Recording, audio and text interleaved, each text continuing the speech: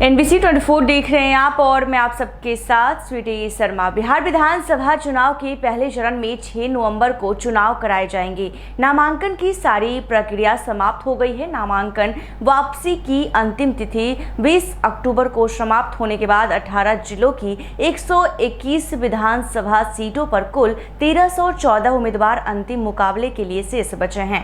निर्वाचन विभाग के आंकड़े के अनुसार इन सीटों पर कुल 1690 उम्मीदवारों ने नामांकन दाखिल किया था, जिनमें से 315 नामांकन पत्रों को समीक्षा जांच के दौरान रद्द किया गया है, जबकि 61 उम्मीदवारों ने अपना नामांकन वापस ले लिया। पहले चरण के लिए मतदान 6 नवंबर को होगा, जहां ये उम्मीदवार अपनी किस्मत आजमाएंगे। नामांकन वापसी के बाद कई सीटों पर उम्मीदवार की संख्या काफी अधिक है, जिससे मुकाबला त्रिकोणीय या बहुकोणीय हो गया है।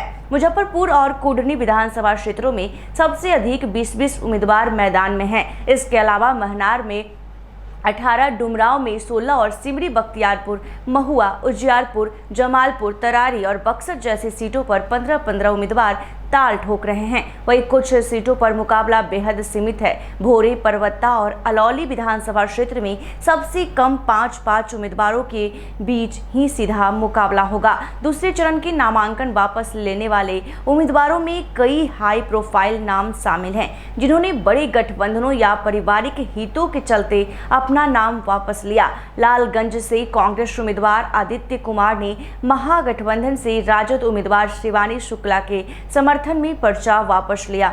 वहीं तारापुर से वीआईपी उम्मीदवार सकलदेव बिंद ने भाजपा उम्मीदवार सम्राट चौधरी के समर्थन में नाम वापस लिया।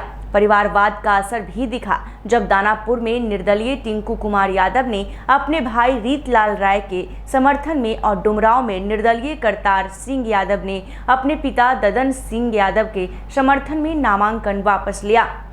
नामांकन वापस लेने वाले उम्मीदवारों में बिहार सरकार के पूर्व मंत्री राम प्रवेश राय, बरौली खगड़िया से रालोजपा उम्मीदवार रही पूर्व विधायक पूनम देवी यादव जैसे अनुभवी नेता शामिल है। इसके अलावा नई और छोटी पार्टियों के कई उम्मीदवार भी चुनावी दौर से बाहर हुए। गोपालगंज से जनसुराज के शशि शेखर सिन्हा, ब्रह्मापुर से जनसुराज के सत्यप्रकाश तिवारी, रघुनाथपुर से बसपा के अवधेश भगत, बछवाड़ा से बसपा के दिलीप कुमार और सिंहेश्वर से आम आदमी पार्टी के नंदन कुमार ने भी अपना नामांकन वापस ले लिया, जिससे मुख्य गठबंधनों के प्रत्याशियों की थोड़ी राहत मिली। पहले चरण की प्रक्रिया समाप्त होने के साथ ही दूसरे चरण के मतदान को लेकर भी गतिविधियां तेज हो गई। दूसरे चरण के लिए नामांकन की समय सीमा भी 20 अक्टूबर को समाप्त हो चुकी है। मंगलवार को नामांकन पत्रों की समीक्षा की गई, जिसमें कई नामांकन पत्र रद्द कर दिए गए। दूसरे चरण के उम्मीदवार 23 अक्टूबर तक अपना नामांकन वापस ले सकेंगे।